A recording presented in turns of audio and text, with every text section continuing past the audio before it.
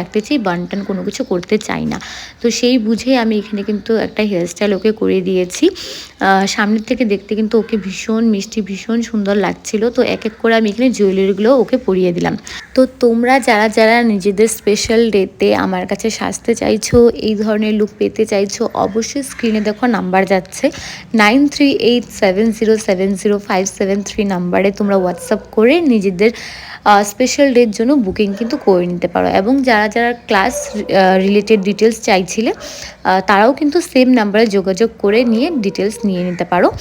তো দেখতেই পাচ্ছ এখানে অলমোস্ট কিন্তু আমার ব্রাইডাল লুক এখানে কমপ্লিট হয়ে গেছে।